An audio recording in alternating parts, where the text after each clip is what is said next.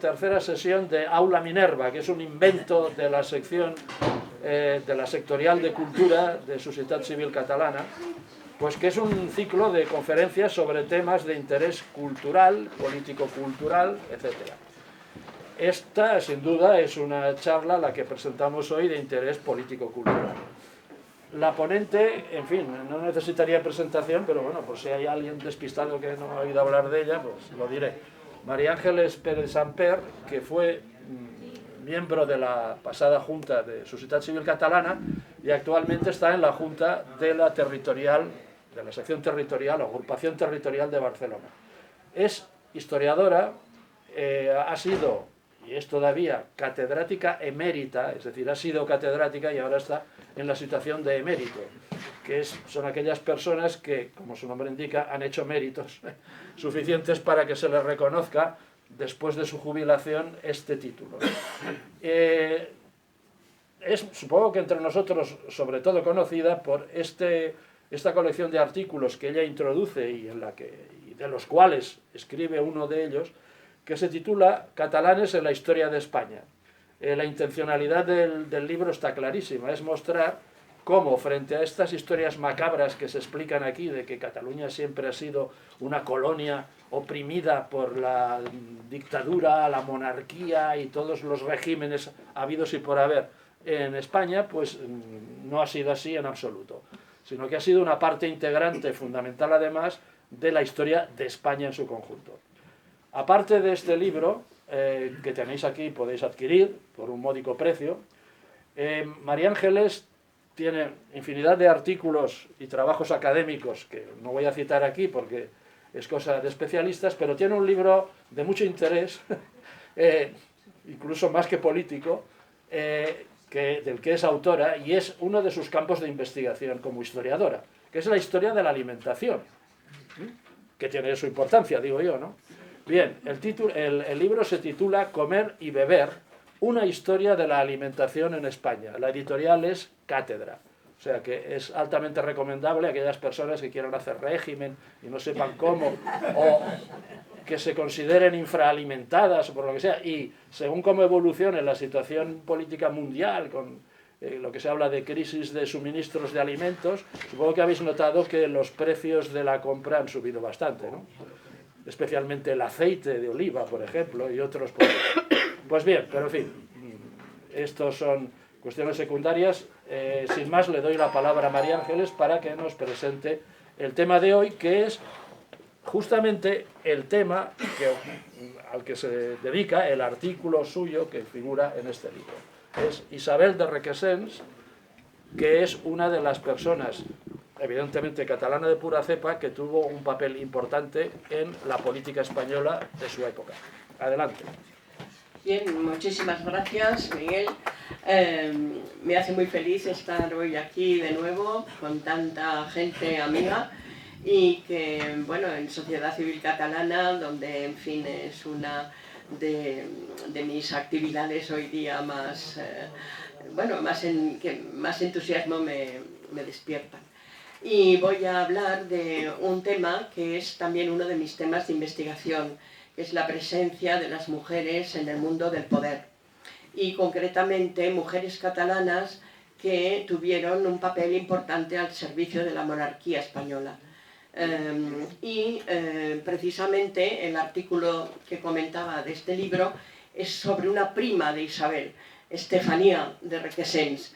Y hoy voy a hablar de esta otra prima, que es también muy famosa, pero no por las cartas que escribió, como Estefanía, sino por un retrato que le hicieron. Isabel de Requesens, una noble catalana al servicio de la monarquía española, y tenemos que empezar a situarnos en el siglo XV y en el espacio mediterráneo, entre Cataluña e Italia. Vamos a centrarnos en ese mundo del imperio mediterráneo de la Corona de Aragón, la expansión de la Corona de Aragón a través sobre todo de Alfonso el Magnánimo, la conquista del reino de Nápoles en 1442, pero pensemos que Nápoles en aquel momento no es una, en fin, una ciudad relativamente, diríamos, empobrecida, no, al revés, era una ciudad muy, con muchísimos habitantes, muy rica económicamente, con muchísimas actividades económicas y además con un momento de esplendor cultural muy grande. No solamente Roma, no solamente es Florencia, hay muchas otras capitales en Italia del humanismo, del Renacimiento. Barcelona en un extremo del Mediterráneo, pero en fin, ese escenario mediterráneo también pues abarcaba todo el Mediterráneo occidental, que es la herencia de la Corona de Aragón, que pasará a la monarquía española a través de esa asociación que se produce con el matrimonio de Fernando e Isabel. Nápoles, que como digo, una ciudad espléndida, muy populosa y en fin, muy activa, el famoso Castillo de Nuovo, con detalles del puerto. Hoy día, tal como se ha mantenido este castillo, que por cierto está todo en obras, pero espero que algún día acabarán, y ahí precisamente representado en un arco de triunfo, pues la entrada solemne de el Magnánimo, de Alfonso el Magnánimo, en la ciudad de Nápoles. Ese fue su gran sueño y su gran empeño. Abandonó los territorios peninsulares de la península ibérica de la Corona de Aragón para esa aventura mediterránea. Cuando muere Alfonso no tenía hijos legítimos y entonces dejará como heredero de la Corona de Aragón a su hermano Juan II.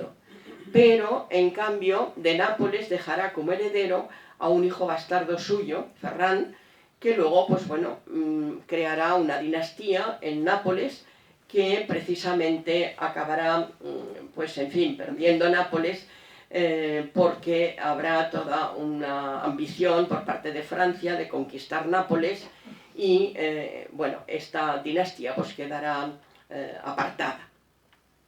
Este es Ferran, el hijo del Magnánimo, y hemos simplemente hecho estas 4 palabras sobre la introducción porque lo que me importa señalar es la importancia que tuvo Italia y concretamente la incorporación de Nápoles en los planes de expansión en el reinado de los reyes católicos. Nada más conquistar Granada, que fue su primer empeño, pues inmediatamente se dirigirá la expansión de tradición de la Corona de Aragón hacia Italia, hacia el norte de África y, bueno, frente al intento francés de anexionarse Nápoles, rápidamente Fernando el Católico pues responderá. Aquí tenemos un mapa donde vemos esa expansión, que no solamente es hacia América, por supuesto, América, pero que también es por todo el Mediterráneo y el norte de África. Fernando el Católico, también con el apoyo militar de Gonzalo Fernández de Córdoba, el famoso gran capitán, y gracias tanto a los éxitos militares como a las astucias diplomáticas, porque en una mano tenían los acuerdos diplomáticos y en la otra mano tenían las armas, a la vez hacían la guerra y hacían, en fin, los tratados, ¿no? Pues permitieron apartar a Francia y permitieron también apartar a la familia descendiente de Alfonso el Magnánimo para incorporar, diríamos, esa pieza importantísima del reino de Nápoles. Ya tenían Sicilia, en fin, Cerdeña, o sea que tenían ahí toda una serie de piezas muy importantes y Nápoles pues era fundamental. La conquista de Nápoles por parte de Fernando el Católico, o de la monarquía nueva de los reyes católicos, tendrá lugar en 1503. Y una cosa que a mí siempre me ha llamado mucho la atención, este es Gonzalo Fernández de Córdoba, este es el Castel Nuovo, que fue tomado al asalto por las fuerzas españolas, es precisamente ese énfasis en la españolidad de esta empresa.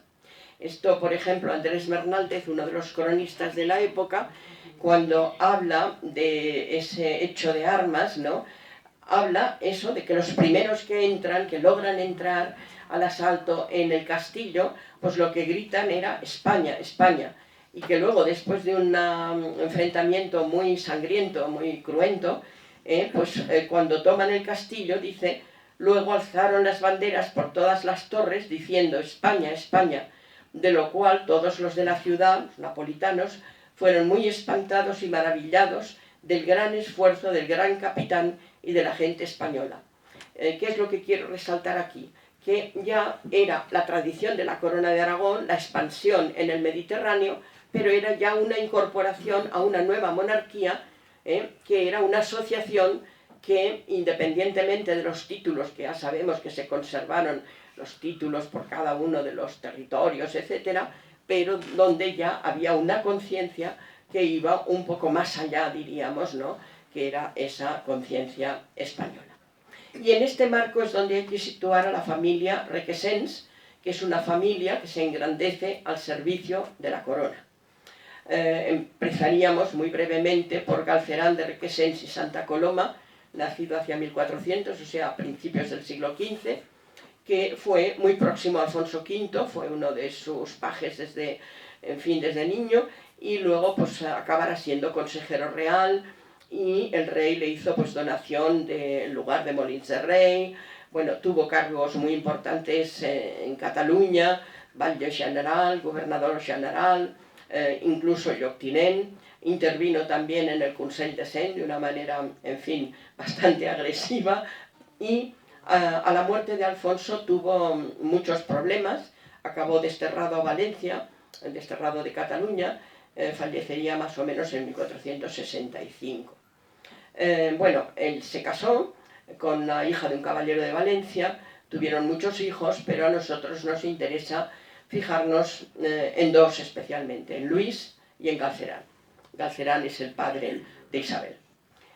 Luis de Requesens y Joan de Soler, también es un personaje completamente al servicio de la corona, en este caso al servicio de Juan II.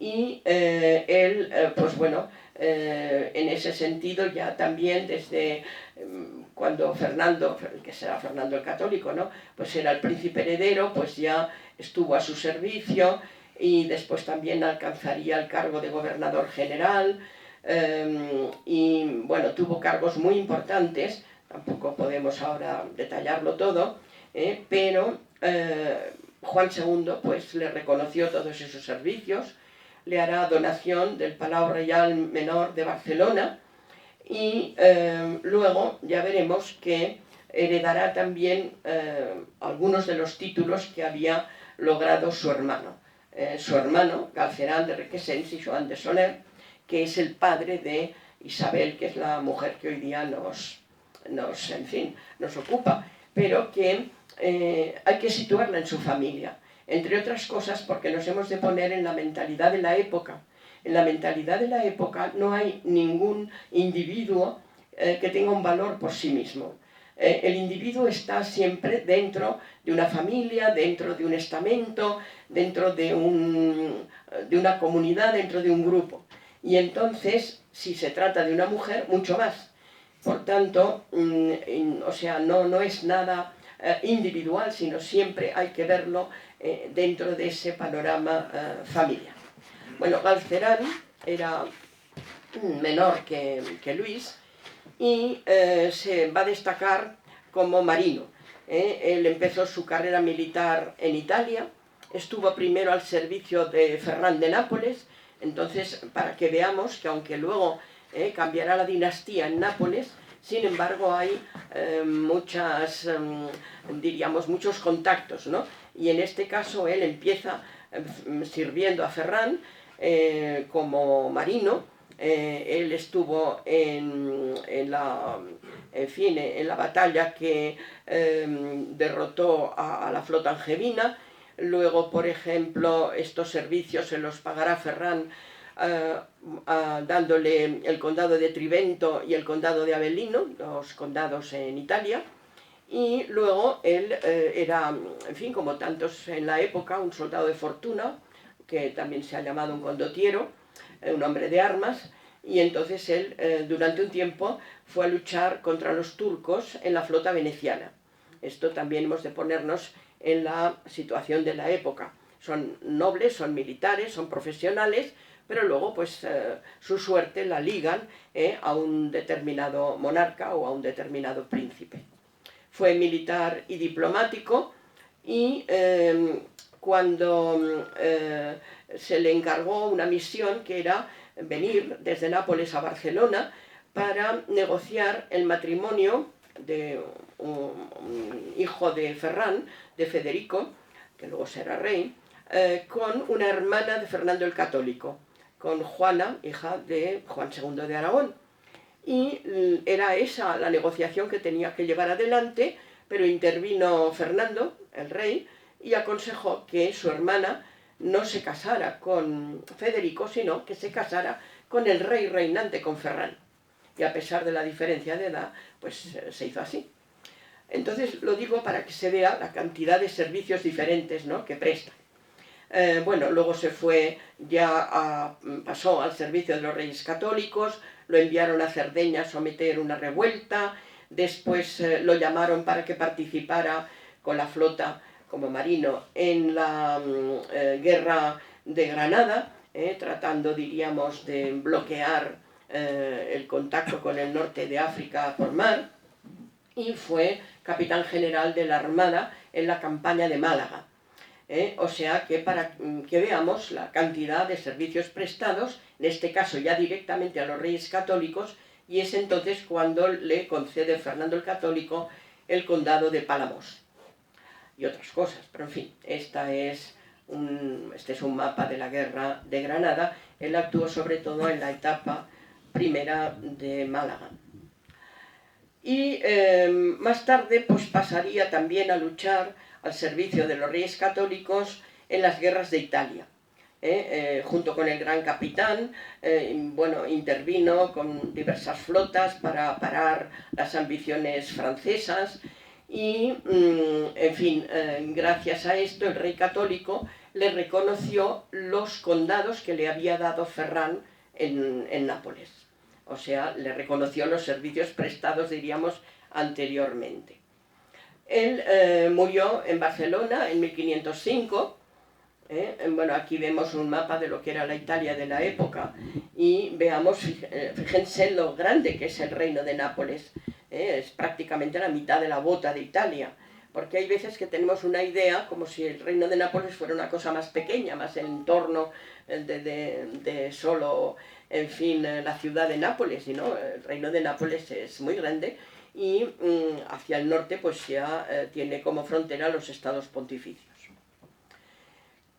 Bien, Galcerán muere y no deja hijos varones, deja hijas, Isabel, que es de la que nosotros vamos a hablar, y María. Esto veremos hasta qué punto, en fin, aunque sí, efectivamente, las mujeres llegan a heredar, pero siempre se prefiere la línea masculina. Y esto pues va a generar una serie de problemas. Porque esta hija, que acabará siendo su heredera, Isabel, pues es fruto de segundo matrimonio, que él se casó con una noble castellana, Beatriz Enríquez de Velasco. Fíjese, la familia Enríquez, que es la familia de la madre de Fernando el Católico, una familia amplia. Entonces, ¿qué quiero decir con esto? Que esto también es muy representativo, porque indica toda esa conexión que hay entre la nobleza catalana, la nobleza castellana, toda esa cantidad de enlaces, toda esa cantidad de matrimonios, y cómo se van, diríamos, reuniendo los patrimonios, los títulos, etc. O sea, eso es muy importante, porque cuando se crea una nueva monarquía es fundamental, diríamos, que las élites dirigentes no permanezcan, diríamos, divididas, separadas, en fin, sin conexión, sino que de una manera, en fin, progresiva, pues se van produciendo todas estas uniones. Hay muchas, este es un ejemplo. Y el condado de Palamós es un buen ejemplo. Aquí entre el público está el profesor Pere Mola Ribalta, que bueno, es un gran historiador catalán que sabe muchísimo sobre la nobleza catalana y que además tiene un estudio precisamente sobre el condado de Palamos. Entonces hay toda una serie de vicisitudes, porque este condado, creado por Fernando el Católico para Galcerán de Requesens por sus servicios, pues claro, cuando muere Galcerán de Requesens y no tiene hijos varones, tiene hijas, pues hay preferencia a los varones. Y entonces, ¿quién hereda? Hereda su hermano mayor, Luis, del que también habíamos hablado brevemente, ¿no? Y entonces, en principio, tendría que haber heredado uno de los dos hijos de Luis, que además siempre con una especie de condición de que se hubiera casado con la hija el hijo de Luis con la hija de Galcerán, en fin, una serie de condiciones. Pero esto no llega a suceder porque efectivamente Luis tenía dos hijos, pero murieron ambos. Y entonces, ¿quién heredaría a Luis? Pues otra mujer, Estefanía Requesens. Estefanía Requesens, que además hace unos cuantos años también en un ciclo de Sociedad Civil Catalana, pues hay una conferencia que además quedaron grabadas, o sea que en algún lugar del éter pues debe estar todavía. Bien, este es en fin, el escudo, ¿no?, del condado de Palamos.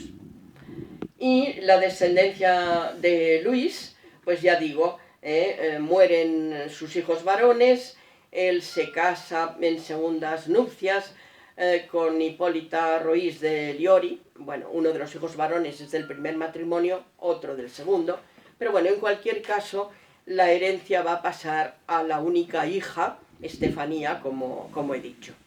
Y lo que pasa es que cuando muere Luis, en 1509, Galcerán había muerto en 1505, Luis en 1509, pues entonces, claro, como lo que quedaba era como herencia de Luis también una mujer, pues tenía que volver a la línea de Galcerán, que era el que había obtenido el condado, ¿no? Pero ahí hay un lío de familia, un enfrentamiento, como sucedía con muchísima frecuencia, donde había toda una serie de rivalidades por los títulos y por los patrimonios. Y entonces la viuda no quiere ceder, quiere conservar el título para pasárselo a su hija, y se firmará siempre la trista condesa, la triste condesa, porque es la condesa viuda, pero, en fin, luego habrá un lío, porque hay dos condesas. Una condesa, diríamos que sería Isabel, la hija de Galcerán, otra condesa, que era la viuda de Luis y la futura hija, bueno, futura posible heredera, ¿no?, que era Estefanía. Por tanto, hay como dos condesas de Palamos, o tres, no sé cuántas ya. Y vamos a centrarnos ya en la figura de Isabel, que precisamente, si es famosa Estefanía por las cartas, pues Isabel es muy famosa por este retrato maravilloso. Isabel, bueno, nace hacia 1495-96, seguramente en Barcelona, pero no hay un dato absolutamente cierto. Bueno, será una mujer que va a tener, a través de la herencia de su padre y luego a través del matrimonio que va a realizar, pues una serie de cargos y posiciones muy importantes. Se quedó huérfano muy niña, era, como hemos dicho, hija de Galcerán de Requesens y de una dama castellana, Beatriz Enríquez de Velasco. Era Beatriz, la madre era prima del rey Fernando el Católico, a través de los Enríquez, y ya digo, queda huérfana muy pequeña y con una herencia pues fantástica. Por lo pronto, ella tenía derecho al condado de Palamos, según estaba establecido. Lo que pasa que habrá un pleito larguísimo que acaba ganando precisamente Estefanía, que tenía mucha influencia en la corte imperial, pero que luego, por un sentido de conciencia, creo yo, pues lo pasaría efectivamente a Isabel, que era en realidad a quien le correspondía. ¿Con quién se casa? Porque volvemos a esto que decíamos, los enlaces entre las figuras de toda esta nobleza son importantísimos, porque no es una cuestión individual tampoco. No se casan dos personas, diríamos, por su, no sé, su interés personal estrictamente, sino por intereses de las familias. Y entonces ya, por una serie de políticas diseñadas por su propio padre antes de morir, se casará con un primo hermano, Ramón Fol de Cardona Anglesola.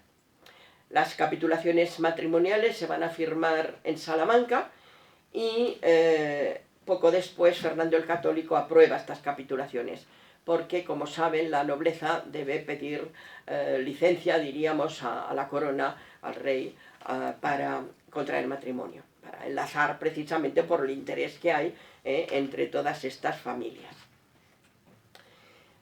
Luego veremos que la boda se va a celebrar precisamente en Nápoles.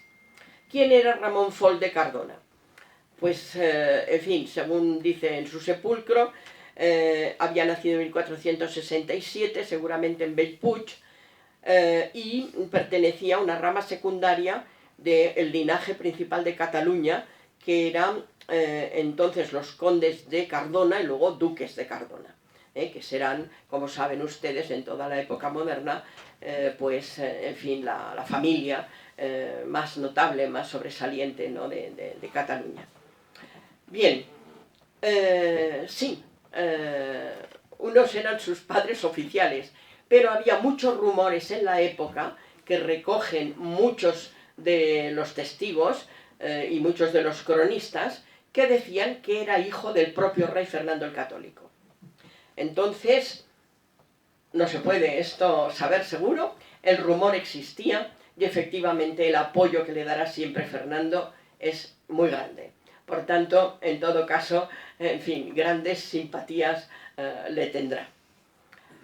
Los años de juventud sabemos muy poco, pero el hecho de que él se expresara siempre en castellano, no hay documentación suya de Isabel, sí, pero de él no, está toda en castellano, y además el hecho de que fuera un hombre, diríamos, muy dado a todo el ceremonial cortesano, era un gran jinete, que, bueno, intervenía en todas las fiestas caballerescas, etc. Entonces hacen considerar que se crió en la corte, porque esto, si vive uno en un lugar así, diríamos, apartado, difícilmente puede conseguir, diríamos, ese tipo de educación. Además sabemos, por ejemplo, tenemos datos sueltos, en 1484 asiste a las Cortes de Tarazona, por ejemplo, sabemos que negoció la boda de su hermana Isabel con Bernat de Vilamarí, futuro almirante al servicio de la corona, o sea que eran también familias muy relacionadas en fin, con el dominio del mar, diríamos así.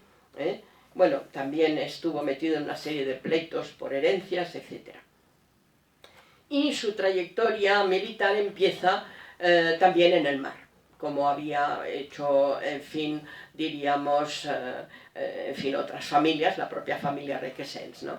Él fue general de galeras y participó junto con el gran capitán en la conquista de Nápoles, precisamente en esos años, 1502-1503, también en colaboración con Bernardo de Vilamarí. Mandó las galeras de la Corona de Aragón en el asedio de Gaeta, en fin, toda una serie de actividades. También estuvo en la conquista, en la toma de la plaza de Mazalquivir en el norte de África, y luego será uno de los comandantes de la flota que trasladará a Fernando el Católico desde Barcelona a Nápoles, en el viaje que hará en 1506. La estancia de Fernando en Nápoles fue muy importante, aparte de que, bueno, suscitó una serie de fiestas espléndidas, porque Nápoles también se destaca, ¿no?, por esa capacidad, diríamos, festiva. Luego fue muy importante políticamente. Bueno, cubrió de honores al gran capitán, lo hizo duque de Sesa, gran condestable del reino de Nápoles, pero le ordenó regresar a Castilla. ¿Por qué? Porque Fernando quiso aplicar en Nápoles lo que era la tradición aragonesa y nombrará personajes, algunos de ellos pues muy ligados, diríamos, a lo que pudiéramos llamar la corona de Aragón, y uno va a ser precisamente este Cardona, el marido de Isabel. La boda de Ramón e Isabel se celebra precisamente durante esta estancia de los reyes, de Fernando y Germain de Foix, y ella tenía entonces, era una niña, tenía 12 años, él era un hombre ya de unos 40 años, pero bueno, claro, aquí no se trata de amores, aquí se trata de intereses. Esto hizo que se reforzara mucho la cohesión de todos estos linajes. Aquí hay unos medallones con los retratos de Isabel y de Ramón que están en la sala capitular del convento de San Bartolomé de Bellpuig, que, en fin, con una bula papal, pues le fue concedido a Ramón el fundar hacer esta fundación, ¿no?, del convento de San Bartolomé en Bellpuig, que era su lugar, diríamos, natal, ¿no? Bien, entonces inmediatamente, muy pocos meses después de la boda, Fernando lo nombra a Ramón virrey de Sicilia. En Sicilia estuvo poco tiempo, no parece que hiciera nada muy destacado. Allí también había otra rama menor de los Cardona, que estaban allí, diríamos, afincados ya desde hacía tiempo. O sea que Cardonas había por todas partes, diríamos. Y este es una especie de dibujo, de grabado, de Ramón como virrey. Porque inmediatamente, al muy poco tiempo, lo va a nombrar en 1509 virrey de Nápoles, sustituyendo al conde de Ribagorza, Juan de Aragón. O sea que vemos Juan de Aragón, el conde de Ribagorza, y ahora pues un Cardona. Era un hombre de grandes ambiciones y de mucho ceremonial y de mucha festividad. Hace una entrada en Nápoles copiada de la que había hecho el rey poco tiempo atrás. O sea, eso ya les da a ustedes idea, ¿no?, de la ambición del personaje. Cabalga por toda la ciudad, acompañado de los cardenales Borgia y Sorrento y de todos los grandes nobles del reino, en fin, o sea, hace una entrada muy, muy solemne. Y la verdad es que, los cronistas de Nápoles le dan muy buena prensa. En general, pues escriben muy bien sobre él, no sé hasta qué punto era también de una manera interesada, pero dicen que era muy astuto como político, muy hábil como diplomático, un cortesano perfecto, un gran amante de las artes, y que era muy partidario de una política de pacificación, de entendimiento con los nobles napolitanos. Luego era muy admirado porque era un cortesano, decían que era el mejor jinete de España y cosas de ese estilo.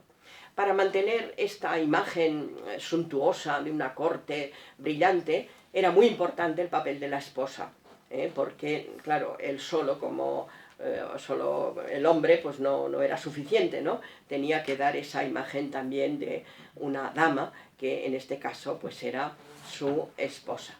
Y como digo, no hay mucho tiempo, pues él se preocupó mucho, ¿no?, de desarrollar el urbanismo napolitano, de hacer grandes edificios, de construir, en fin, elementos, diríamos, notables, ¿no?, de lo que era su tiempo como virrey. Y sobre todo fue una época dorada para las artes y para las letras y para la cultura en general. No faltaron problemas, hubo tumultos por dificultades de abastecimiento, problema de falta de alimentos o que sean excesivamente caros, esto siempre genera problemas. Luego también hubo un asesinato entre diversos linajes, etc. O sea, problemas no faltaban. El problema tal vez más significado fue el intento de introducción de la Inquisición en Nápoles, que provocó un levantamiento de tal calibre que tuvieron que renunciar, y ahí también se ve un poco su mano así un poco flexible, de no querer llevar las cosas hasta las últimas consecuencias, y parece que como político era bastante prudente. En cambio veremos que como militar pues fue bastante imprudente. o sea que todo lo que parece que era hábil como político, pues bueno, como militar, pues la verdad es que no estuvo a la altura. Bueno, se consiguió precisamente en 1510, estamos en esas fechas, el que la Santa Sede concediera a Fernando el Católico la investidura del Reino de Nápoles, porque en principio dependía teóricamente, diríamos así, de la Santa Sede, y al final, pues efectivamente, la Santa Sede reconoce oficialmente, diríamos, a Fernando como rey, grandes festejos, pero pronto volvería la guerra. ¿Y qué problema había? Pues que Francia no cedía en sus ambiciones de hacerse con Nápoles y de conseguir posiciones en Italia. Entonces es cuando se organiza la Liga Santa para luchar contra Francia. Entonces, por un lado, están España y el Imperio, Maximiliano, por una... como el centro, diríamos, pero luego apoyados por el Papa Julio II, por el Dux de Venecia y por el rey de Inglaterra. Perdón.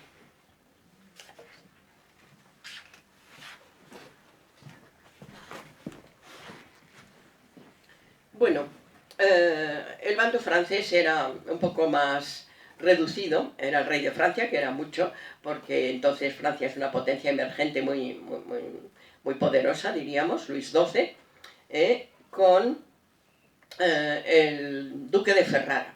El duque de Ferrara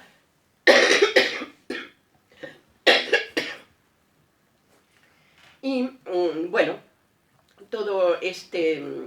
¿Por qué digo lo del duque de Ferrara? Porque verán que luego tiene consecuencias. Sería un aliado muy menor, no tendría importancia si no fuera por lo que pasó luego.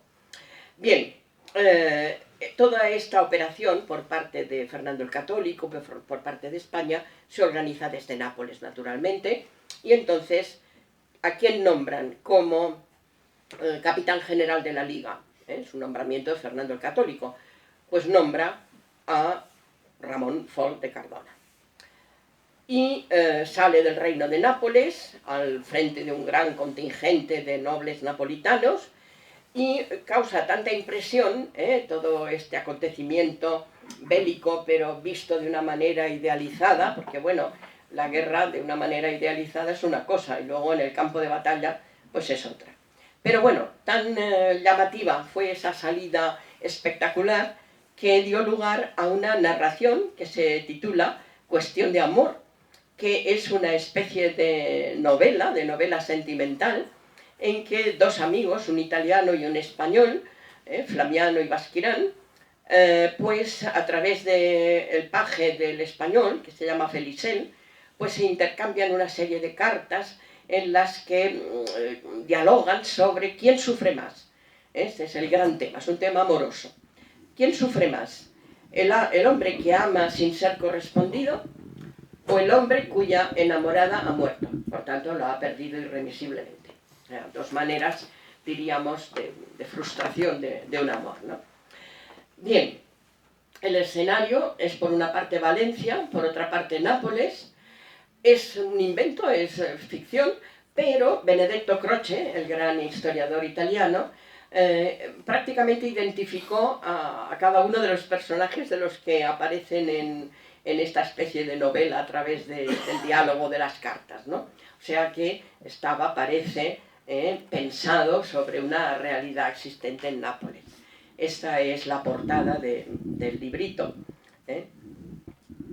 Pero, bueno, aquí vemos todo de imágenes donde se ven las cartas que van de un lado para otro, pero lo que es muy notable es cómo explica la despedida que sale de Nápoles el domingo 18 de noviembre de 1511 y la virreina Isabel está en el Castelnuovo viéndolo partir.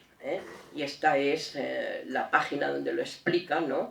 La partida del virrey, y aquí, en este recuadro, es donde dice que la virreina pues lo estaba viendo partir, siempre en este mundo idealizado, ¿no? Caballeresco. Bien, Fernando el Católico lo apoyó siempre, aunque había, en fin, críticas, porque había mucha gente, tanto en Castilla como en Nápoles, que hubieran querido que hubiera sido Gonzalo Fernández de Córdoba, les daba más garantías, se fiaban más de él. Y claro, cuando las cosas empezaron a ir mal, pues las críticas aumentaron. Pedro Martí de Anglería, que conocía a Ramón de la época de la corte, en una carta que escribe en Burgos, a fines de 1511, cuando esta campaña militar ya está en marcha, dice que Ramón nació en una familia noble, que es cortés por naturaleza y medianamente elegante, pero no sé si estas cosas son suficientes para tanto ejército, porque esto ya les parecía que no podía ir del todo bien. Y efectivamente fue mal. Se produjo, aquí tienen en ese punto rojo Rávena, se produce la batalla de Rávena, que fue una masacre tremenda, que fue una lucha encarnizada, donde las tropas de la Liga, que estaban en minoría, o sea, tenían menos, menos hombres, pero acaban abandonando el terreno y dejando muchos muertos y muchos prisioneros. Y Ramón Fol de Cardona, que estaba levemente herido, según dicen las crónicas también, pues emprendió una retirada humillante, prácticamente una fuga, escapando de la situación, lo cual pues muy honroso no parecía. Bien, claro, ahí, a pesar de que en principio parecía que eso era una victoria de Francia, Francia no logró consolidarse en el norte de Italia. Y entonces, se reúnen para ver qué hay que hacer con todo ese territorio, cómo hay que reordenarlo. Y entonces Ramón Fol de Cardona, como jefe de la Liga, pues era el que tenía que encargarse también de ese nuevo orden. Y una de las cosas que había que decidir es qué se hacía con el duque de Ferrara, que había apoyado a los franceses y que por tanto, por un lado, había de ser castigado, pero, en fin, lo había excomulgado el Papa, pero bueno, a ver qué pasaba. Y entonces el Papa envía como representante suyo al cardenal Vivien, y que también podría ser una cosa muy menor, pero que ya veremos qué papel va a jugar. Bueno, este es Ferrara. Y los asuntos militares, políticos y diplomáticos se enredan una vez más, como sucede más de una vez en la historia, con asuntos amorosos. Un historiador que va a ser muy importante luego para identificar el retrato del que vamos a hablar, pues dice que en la vida de Ramón Fol de Cardona hubo dos mujeres muy importantes. Una fue su esposa, Isabel, y luego una amante, Eleonora Broña, que era dama de honor de Isabel de Este. Isabel de Este era hermana del duque de Ferrara. Esto es un lío enorme de familias, el imbroglio italiano, como lo llamamos nosotros los historiadores, pero, en fin, espero que puedan seguirme mínimamente. Viviena, que era el intermediario que había enviado el Papa, pues fue el que presentó a Fol de Cardona y a Eleonora. Y, ahí en medio de todas esas conversaciones, pues bueno, el virrey pues se hace amante de Eleonora Broña de Lardis Compagni, la Broñina, y era una chica muy joven también, tenía 17 años cuando lo conoció, que era dama de compañía, dama de honor de Isabel de Este, que era la hermana del duque de Ferrara. Y entonces, pues, en medio de todo esto, bueno, se prestaron a que, que esta muchacha entretuviera, diríamos, a Cardona, porque era una manera en fin, de inclinarlo hacia una, una mayor benevolencia hacia el duque de Ferrara. Isabel de Este, que es la señora a la que sirve esta muchacha, bueno, era otra de las grandes mujeres del Renacimiento. No puedo meterme a explicar aquí nada, era hija de Hércules de Este, duque de Ferrara, se casó con Francisco Gonzaga, marqués de Mantua, y será una de las grandes damas del Renacimiento italiano, gran mecenas de las artes. Aquí vemos dos retratos suyos, el dibujo es de Leonardo, porque Leonardo pues también fue uno de sus en fin, ella fue musa también de Leonardo. Se mezcla, como digo, el amor y la política. Bueno, Eleonora y Fol de Cardona son amantes, bueno, conocidos, diríamos, no es una cosa secreta, es una cosa que se sabe, y ante la sorpresa de todos, esta muchacha, no sabemos muy bien si para efectivamente se arrepiente o en ese momento quiere forzar la situación, rompe con él y se mete en un convento. Cardona desesperado, una carta detrás de otra a Isabel de Este para que la haga cambiar, tanta insistencia, acaba cambiando, sale del convento, Cardona la instala en Mantua, el rey de Francia intenta raptarla, bueno, una cosa para hacer una película, esto es una historia. Tuvieron 2 hijos y Vivien, el cardenal que los había presentado, pues fue padrino de uno de los hijos. Bien, volvemos a la política. En poco tiempo cambia completamente el panorama. En 1513 muere Julio II, eligen a León X, 1515 muere Luis XII, Francisco I sube al trono de Francia, en 1516 muere Fernando el Católico, le sucede Carlos, el emperador, el que luego será emperador, 1519 muere Maximiliano de Austria, por tanto Carlos pues también se convierte en emperador. Estos cambios dinásticos son importantes porque podría haber sido un momento de crisis. De hecho, en la monarquía española lo fue, las Germanías de Valencia, las comunidades de Castilla. En cambio, parece que esto fue bien gestionado, volvemos a que como político parece que era hábil, por Cardona, que evitó que hubiera problemas en Nápoles. Y esto es algo que luego también Carlos le tendrá muy en cuenta. Este cambio dinástico, no solamente pasaron de los Ferrante a Fernando el Católico, sino ahora de Fernando el Católico a Carlos. Aquí tenemos a Carlos frente a Francisco, porque la tentación italiana no va a frenarse. Francisco I sigue queriendo estar presente en Italia, quiere Milán, logra que Maximiliano Sforza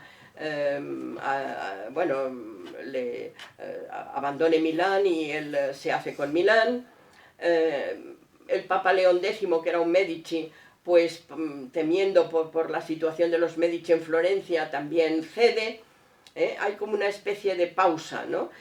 Hasta el propio Carlos en ese momento llega a un acuerdo con Francisco I, el Tratado de Noyon, por el cual, diríamos, hay una especie de statu quo. Milán para Francia, Nápoles para España, y el propio Maximiliano, que al poco tiempo moriría, pues abandona sus pretensiones italianas.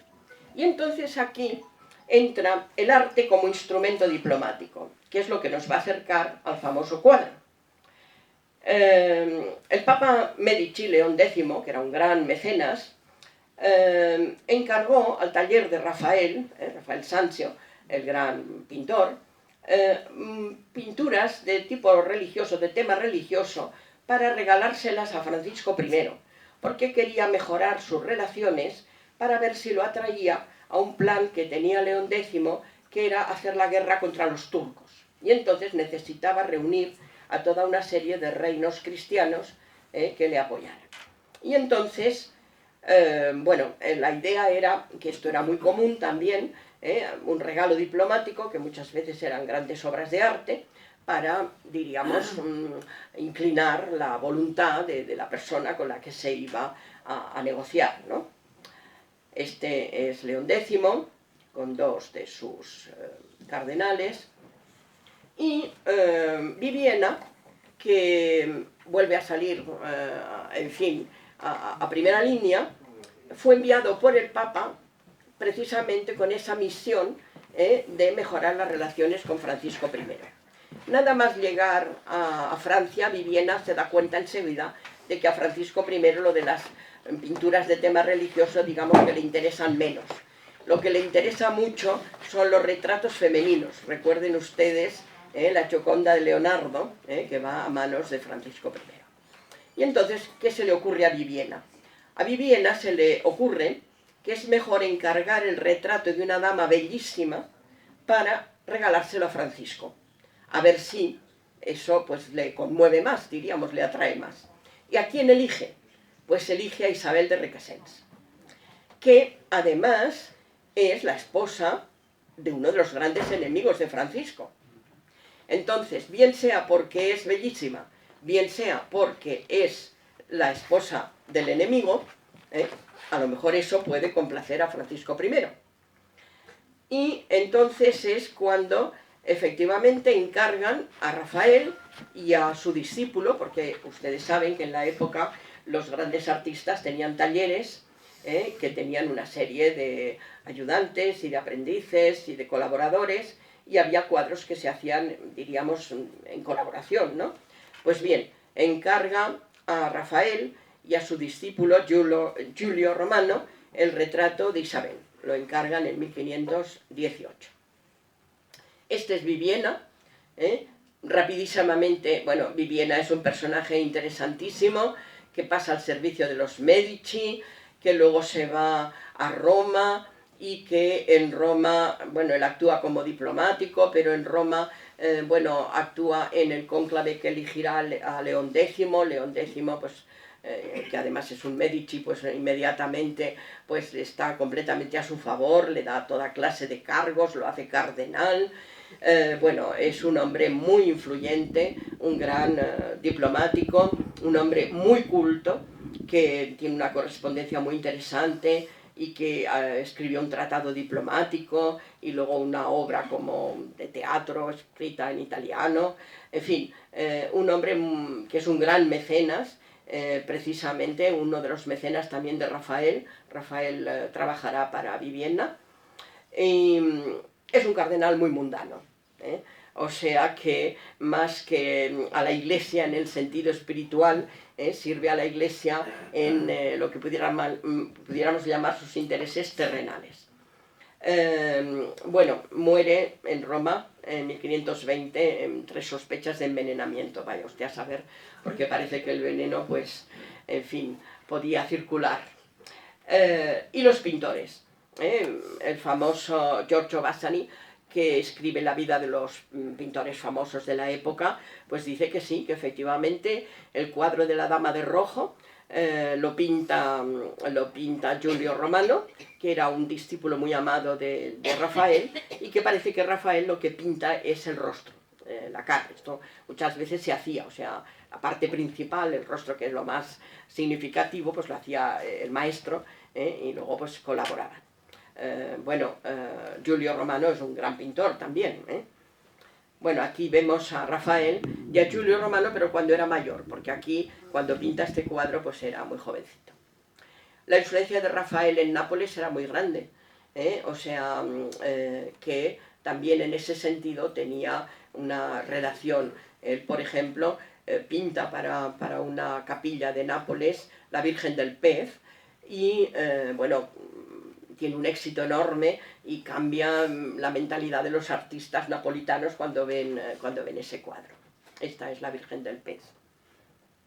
Bueno, pero vamos a la bella dama vestida de rojo. Esta. Esta. Esta. Esta.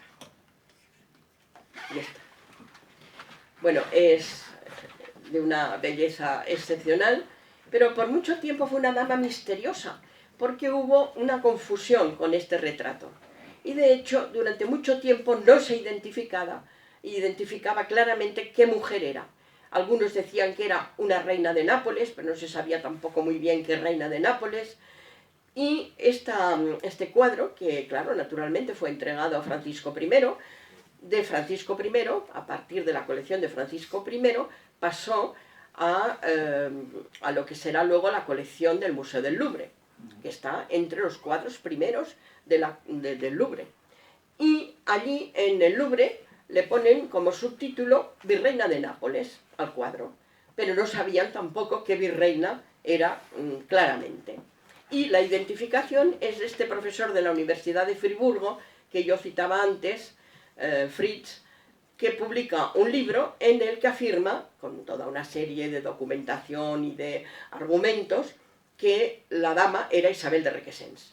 Y así es como se deshace un equívoco que había durado siglos. Está este cuadro en los inicios de lo que se llama el retrato solemne, porque es un cuadro de posado en donde la dama va lujosamente vestida, donde hay en el fondo un paisaje con figuras, que es influencia, se consideran los especialistas del arte flamenco. Bueno, es un cuadro muy rico con referencias musicales, en fin. Pero además tiene esa carga erótica. Una historiadora del arte, Guts Marden, de Princeton, publicó un libro sobre el retrato femenino en el que dice que este retrato de la Dama de Rojo es un ejemplo de la erotización del retrato femenino en el Renacimiento. Y de hecho es un poco, diríamos, la carga que lleva, porque se trata de seducir a Francisco I, claro. La copia del retrato, hoy día también pueden verla en la Academia de Bones Lletres de Barcelona, el profesor Molas, que ha sido presidente de la Academia, director de la Academia mucho tiempo, pero, en fin, se le encargó a un copista del Prado, Antonio Cobos, y desde el 2004 pues hay una copia del retrato, muy, muy buena, por cierto. Bien, la verdad es que Isabel de Requesens era una belleza celebrada en Nápoles. Se contaban muchas anécdotas. Se decía que Francisco de Ábalos, que era esposo de Vittoria Colonna, que era otra de las grandes damas del Renacimiento, pues se enamoró perdidamente de la virreina, le regaló un collar, y ella lo que hizo fue que al día siguiente se lo envió como regalo a la esposa de Ábalos, que era Vittoria Colonna. Vittoria Colonna, si tuviéramos tiempo, pues también podríamos hablar de ella, porque también es fascinante, tiene una relación con Ábalos muy interesante. Él está prisionero de los franceses mucho tiempo, intercambian una correspondencia amorosa, bueno, muy, muy, muy seductora, y luego ella se queda viuda, se va a Roma, y allí será también una de las grandes musas de Miguel Ángel. O sea que son, como ven, todo un universo de hombres muy interesantes, pero de mujeres absolutamente fascinantes. Bueno, esto es Vittoria Colonna, y el dibujo que hay a la derecha es de Miguel Ángel.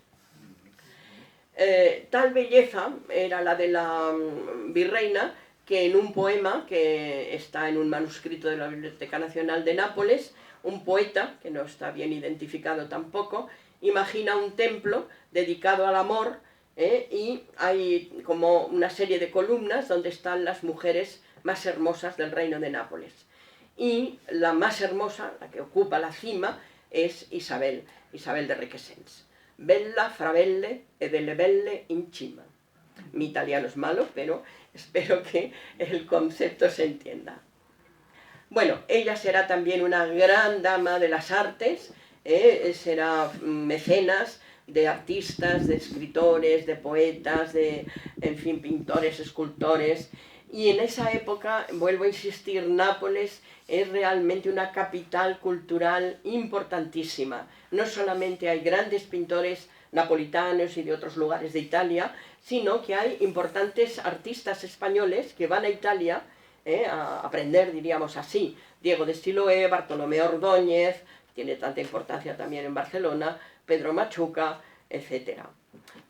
En este momento hay en el Museo del Prado una exposición, una de estas exposiciones temporales, que se titula Otro Renacimiento, que si tienen ocasión no se la pierdan, porque es exactamente el Nápoles de ese momento, el Nápoles de Ramón e Isabel, bueno, no puedo yo ahora explicar la exposición, pero hay una serie de obras maravillosas y muy poco conocidas, porque claro, en el Renacimiento hay personajes de tal categoría que luego el que está un poco en segundo término parece que ya no se le presta atención, y sin embargo hay cosas maravillosas, unas de pintores italianos y otras españoles. Una cosa magnífica. No puedo, ya digo, comentarlo. La Virgen de Rafael también está en la exposición.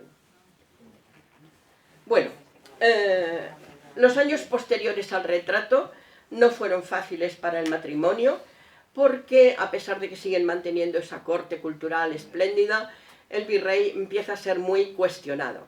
No se olvidan de los fracasos militares, pero sobre todo hay rivalidades entre los diversos grupos, partidos, entre comillas, cortesanos.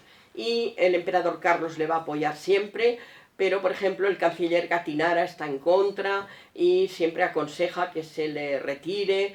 Se le acusa de gastos excesivos, de malgastar caudales públicos, porque claro, una corte tan espléndida pues también cuesta su dinero, ¿no?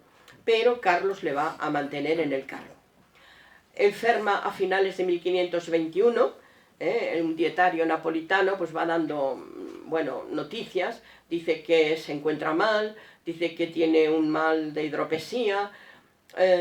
Bueno, en el momento de la muerte del Papa León X, pues parece que revive, o sea, se recupera y se va a Roma, encabezando, pues en fin, también una fuerza, diríamos, importante militar. Pero bueno, sobre todo no agresiva, no para hacer la guerra, sino como de ostentación. Y finalmente recae y cada vez está más enfermo y morirá el 10 de marzo de 1522 en Nápoles, siendo virrey. A pesar de todas las críticas, él era virrey. Isabel, que se queda viuda pues muy joven, encargará para su esposo, para que vean la mentalidad de ella también en ese contexto cultural, un mausoleo absolutamente fabuloso que lo va a encargar a uno de los mejores escultores napolitanos del momento, Giovanni Merliano da Nola.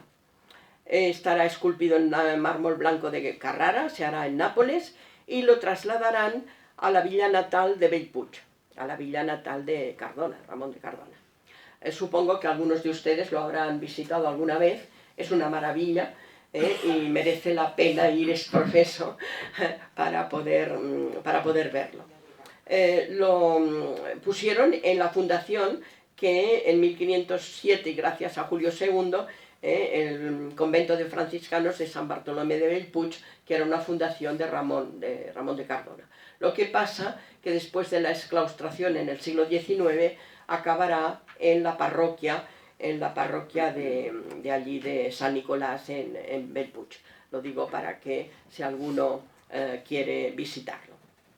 Este escultor hará también otro sepulcro famoso, hará muchas obras, pero el de otro virrey de Nápoles posterior, don Pedro de Toledo, que es muy, muy famoso. Bien, aquí el arco de triunfo de este sepulcro, que tiene ese sentido, ¿no?, de sin victoria sobre la muerte. El arco de triunfo siempre es un símbolo de victoria. En la parte de arriba del todo está la Virgen con el niño. Debajo no hay tiempo, no quiero alargarme, una inscripción donde está la dedicatoria, ¿no?, de la esposa al esposo. Como era un noble y un militar, es muy importante el escudo heráldico y luego pues toda una serie de símbolos militares, pero hay muchos otros simbolismos. Por ejemplo, estas dos figuras femeninas en torno al sepulcro que representan la paz y la concordia, y en unos medallones están la gloria y la fama, que son las dos grandes ambiciones renacentistas. La gloria es el reconocimiento en el momento presente por tus coetáneos, y la fama es perdurar esa gloria cara al futuro, que te reconozcan en la posteridad. El sepulcro está en el centro, la figura yacente de Ramón Folc, idealizada. Vemos que está apoyado en el yelmo, vemos que tiene en el otro brazo la bengala, que es el bastón de mando, se llamaba así, Y luego vemos que tiene las manos desnudas, pero el guantelete está al lado del yelmo. Guantelete es la pieza de la armadura que cubre la mano. Porque cuando vean ustedes que uno de estos militares yacentes está con los guanteletes puestos, es que ha muerto en la batalla, ha muerto en un acto de guerra. En cambio, si el guantelete no lo lleva en la mano, lleva la mano desnuda, quiere decir, todos son simbolismos, quiere decir que era un militar que participó en batallas, pero no murió en la batalla. Aquí lo vemos claramente en una imagen idealizada. Y luego por encima de la figura del yacente está el llanto por el Cristo muerto, donde vemos vemos a la Virgen María con Jesús muerto, y luego pues las mujeres y los discípulos llorando en torno a él. Bueno, al lado del sepulcro hay toda otra serie de figuras femeninas que representan la fortaleza y la paz, y en fin, es un montón de esculturas, está sostenido por una especie de esfinges. Luego hay un diálogo entre los esposos en el basamento, en unas inscripciones. La esposa le dice: en vida cuidé la honra de tu lecho, dulcísimo esposo, ahora cuido la de tu sepultura. Y él le responde: lo has hecho con tus lágrimas, oh desgraciada esposa, mejor que con tus cuidados. Ella fue más fiel que él, parece ser. Bueno, es una maravilla, merece la pena. En fin, el tiempo como siempre nos persigue. Es un trabajo superior. Y Isabel de Requesens, actuando como puente entre Italia y España, pues contribuye decisivamente, sobre todo en Cataluña, pero también en el conjunto de España, al triunfo del Renacimiento, sobre esa pervivencia del gótico tardío que a veces pues costaba, diríamos, de aparcar. Bueno, Isabel tuvo 4 hijos, pero no llegaron a la edad adulta 3, solamente uno, Fernando, es el que efectivamente heredará a sus padres, será el segundo duque de Somma. Ella, después de quedarse viuda, toda su preocupación es cuidar de la familia, situar a este hijo, porque era muy pequeño cuando muere su padre, y entonces busca toda clase de relaciones para poder situarlo. Y luego, ya para acabar, una referencia al Palacio Requesens, que es donde ella, cuando estuvo en Barcelona antes de casarse y posiblemente en algunos momentos posteriormente, donde ella residió. Era un palacio ya antiguo, cuyos orígenes están en el siglo XIII, pero que fue ampliado precisamente por Galcerán de Requesens y Santa Coloma, el abuelo, cuando fue gobernador general de Cataluña. Pero luego el hijo de Isabel venderá este palacio a familia de los Bisbas Casado. Y es muy interesante, es una evolución del románico al gótico. Esta es la parte, diríamos, que se asienta sobre la muralla romana, y este es el patio, que la parte de abajo es un arco de medio punto, pero luego son arcos góticos. Y es realmente muy hermoso. Hoy día es la sede de la Academia de Buenas Letras. Y aquí, en esta fotografía, que no es mía, pero se ve en el fondo el cuadro, el retrato de Isabel. Si hubiera más tiempo, bueno, Isabel muere en Nápoles en 1532, muy joven, a los 36 años más o menos. Su tumba no se conserva. Y bueno, sería muy interesante tener más tiempo y ver su hijo, que tendrá pues un papel importante, muy arraigado en Cataluña. Morirá en el monasterio de San Cugat del Vallès, se le hizo pues unas grandes honras fúnebres. Y la esposa de Fernando, que será una Beatriz de Córdoba y Figueroa, de los Fernández de Córdoba. O sea que esto es muy interesante porque liga a dos familias los González de Córdoba y los Cardona, que en un momento dado pues habían estado rivalizando por el virreinato de Nápoles. Bueno, Boscán le dedicará algunos de sus poemas, o sea que, como vemos, es un universo humanista, renacentista, absolutamente evocador, absolutamente fantástico, y ver cómo va pasando por determinados momentos históricos que podrían haber sido muy críticos, pero hay un hilo conductor que hace que esta dama, una dama nacida en Cataluña, de una familia, en fin, de gran raigambe catalana, pues acabe también casada con otra noble catalán, pero al servicio primero de Fernando el Católico, de la monarquía nueva de los reyes católicos, y luego pues también del imperio de Carlos V, y en ese escenario mediterráneo. Podríamos hablar de otros en escenarios atlánticos, pero en fin, hoy hemos elegido a esta mujer fascinante, que es historia y es leyenda, pero es sobre todo ese retrato maravilloso. Gracias por su atención.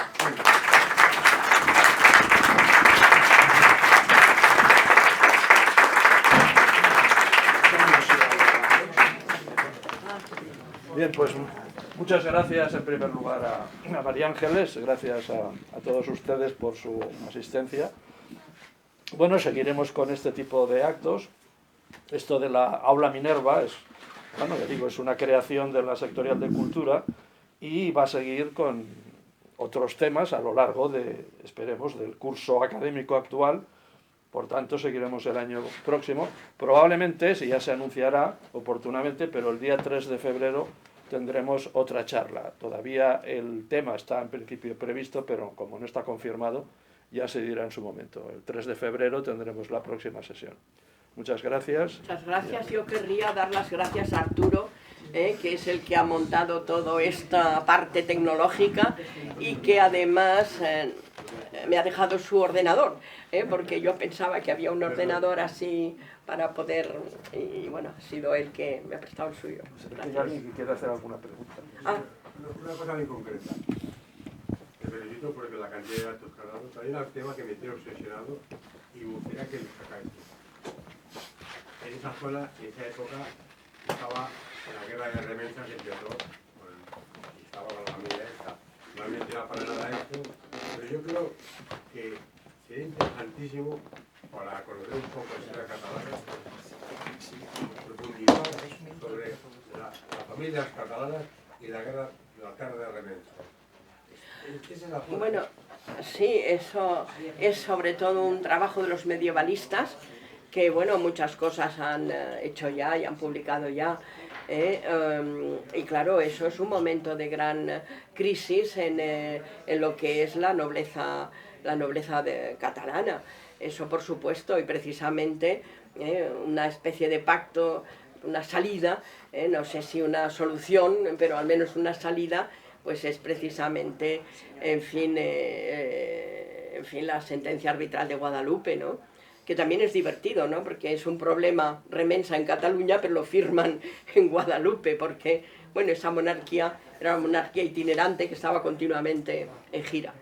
Pero sí, yo también estoy con usted, que es un tema apasionante, no es mi especialidad, pero hay buenos libros, hay buenos libros, en fin, desde hace tiempo, ¿no? O sea, lo que pasa que siempre se puede saber más, o sea, esa es la parte, por un lado, maravillosa de los historiadores y por otro, a veces un poco desesperante, que nunca se cierra, está siempre abierta la historia, siempre es cuestión de buscar más documentación, de hacer una nueva interpretación. ¿Cuánto tiempo este cuadro en el Museo del Louvre, la Virreina, y luego resultó que viene un profesor de Friburgo y dice la Virreina era Isabel de Requesens? O sea que siempre se puede dar un paso más. Yo les agradezco enormemente su paciencia y su asistencia. Gracias.